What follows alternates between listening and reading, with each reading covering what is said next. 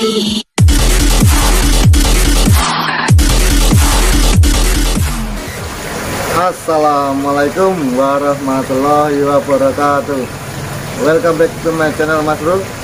Ngepi lobster tawar rektal. Semoga Mas Bro diberi kesehatan selalu, lancar rezekinya, tarafnya lekas besar dan berkembang Mas Bro. Amin ya rabbal alamin. Ini buat para pembudidaya, terutama pemula, hati-hati ya. Udah mau masuki musim hujan atau pancaroba. Oke, untuk wilayah Semarang sendiri udah memasuki musim panas atau hujan pancaroba. Nah, kemarin tuh banyak sekali pemula yang telepon ke saya. Oke, mereka konsultasi ke saya dan kasusnya rata-rata hampir sama.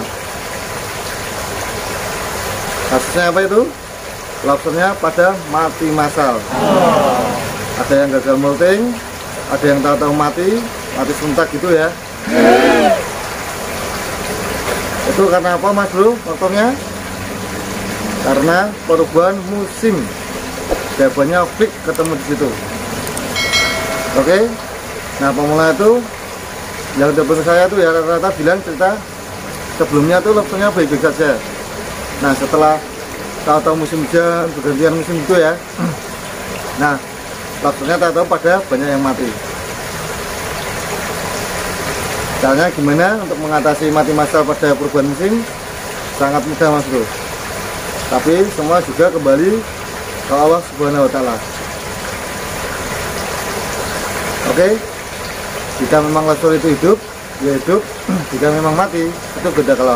Cuman kita manusia wajib berusaha. Oke, cara mengatasinya gimana ketika perubahan musim dan lobster mati massal? Dipindah di dalam ruangan Mas Bro. Caranya gimana?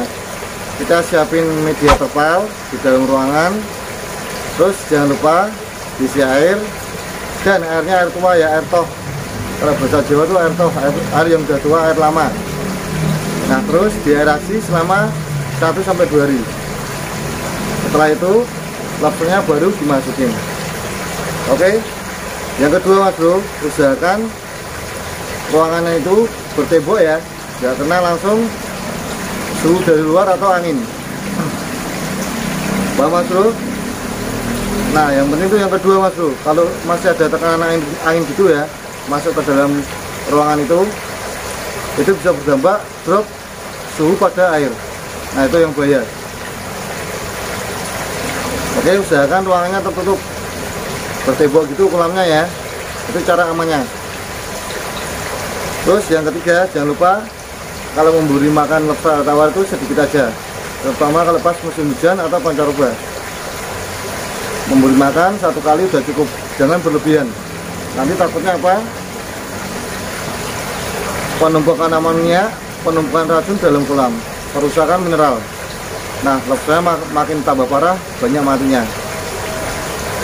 Oke, bentar Mas Bro azan. Kita lanjut lagi ya Bro ya ke topiknya. Tadi lagi azan, saya selagi muslim menghormati orang azan. Oke. Nah, kalau udah di dalam ruangan gitu Bro, usahakan pemberian pakan jangan berlebihan. Oke. Kebanyakan itu kasusnya kalau di luar ruangan gitu ya, di kolam outdoor. Nah, itu yang bahaya. Oke, paham? Karena ketika panas, ya kan, mineral air pH-nya stabil, TDS-nya tahu-tahu hujan, perubahan drastis. Lobsternya jadi stres, mau nggak mau dia adaptasi lagi sama perubahan musim itu. Oke, karena memang ada Mas Bro, seleksi alam. Kalau buat hewan ya, manusia pun juga ada Mas Bro. Nah kalau buat hewan air terutama itu musim pancaroba, perubahan musim dadakan, perubahan itu ya, hujan tahu-tahu panas, itu yang bahaya. Buat kolam yang outdoor, sebaiknya kolam indoor juga dapat hati pemberian pakannya jangan banyak-banyak. Oke, sedikit aja. Jika masih ada sisa, sedotin. Kasusnya itu Mas Bro rata-rata di kolam outdoor. Lobsternya ada molting, ya kan? kakinya pada nempel, yang kulit lamanya itu pada nempel sama antinanya, tahu-tahu mati. Nah, itu yang disebut juga dengan gagal molting atau adaptasi. Oke, nah kalau udah gitu nggak bisa ditangani bro. Banyak kasus mati lobsternya.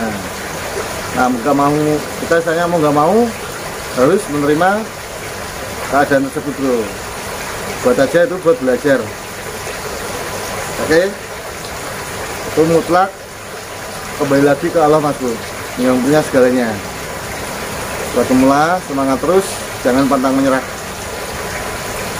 Kita pembudidaya mas bro, harus tahu ilmunya, harus tahu penerapannya. Oke, jika mau menghadapi musim pancaroba kematian masalah gitu ya, buat belajar. Tapi nanti kalau udah bisa tahu penanganannya, nah jangan lupa dibagikan ke pemula yang lain. Oke, biar siklus budidaya lobster air tawar ini terus berkembang mas bro. Dan kita nggak cuman istilahnya tuh ngandelin lobster tangkapan alam. Oke, karena rata-rata itu pembudidaya lobster air tawar di Indonesia mas bro, kebanyakan menggunakan lobster tangkapan alam buat mencukupi kebutuhan konsumsi harian. Nah, kita pembudidaya harus semangat. Oke, nah cara seperti ini mas bro ya, ini pribadi dari cara sistem penerapan saya. Oke, karena setiap pembudidaya itu sistemnya berbeda-beda dan penerapannya, jadi nggak bisa sama.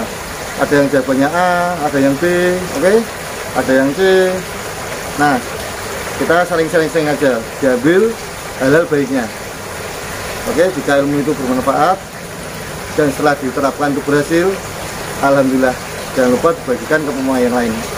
Oke, sekian dulu mas bro video dari saya, semoga bermanfaat buat pemula. Jangan lupa berikan like, subscribe, dan komen agar saya lebih aktif lagi dalam membuat konten video lobster tawar red cloud. Sudah sore mas bro, malam ini mau mandi. Assalamualaikum warahmatullahi wabarakatuh mas bro, semangat.